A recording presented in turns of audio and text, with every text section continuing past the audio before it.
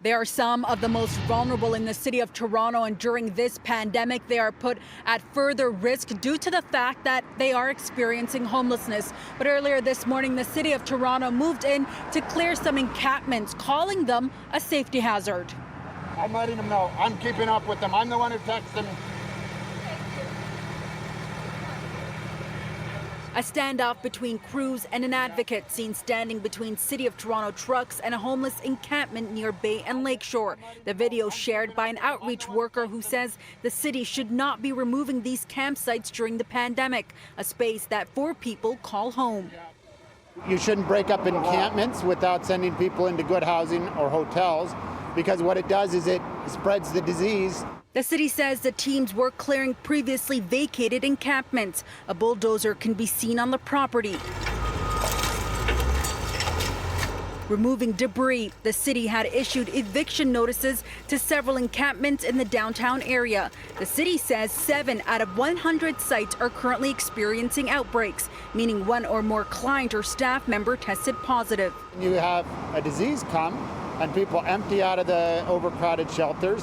And we've seen encampments triple or quadruple because people don't want to catch the disease. Since April 29th, the city says 97 people have been removed from encampments to safer inside spaces. Another 58 will be removed inside next week. The spaces are inside shelters, respite centers, community centers, interim housing apartments, and hotels. Shelter and housing of that kind represent the answer, not tents.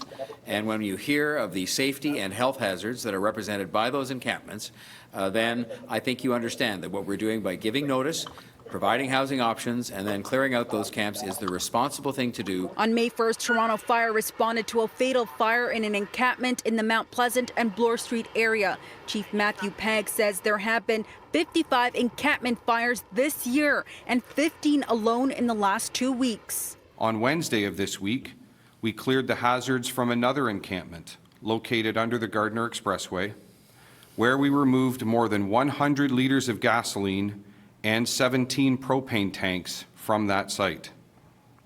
This is just one example of the extraordinary hazards that are often present in the encampments. It is all too common for us to encounter numerous propane cylinders, gas cans, and other major hazards while performing search and rescue and firefighting operations in encampments. Greg Cook, who was at another campsite today, says some of those living in the encampments were offered hotel rooms, but he's wondering why there isn't a moratorium on clearing encampments, especially at a time where some don't have a home. People's kind of livelihood and homes basically are there, and to kind of do that, we know it puts people's lives at risk even without COVID, but especially with COVID. Chief Pegg says the city will be following up on that brief standoff from earlier today and any complaints that have arisen from today's events. For City News, I'm Faiza Amin.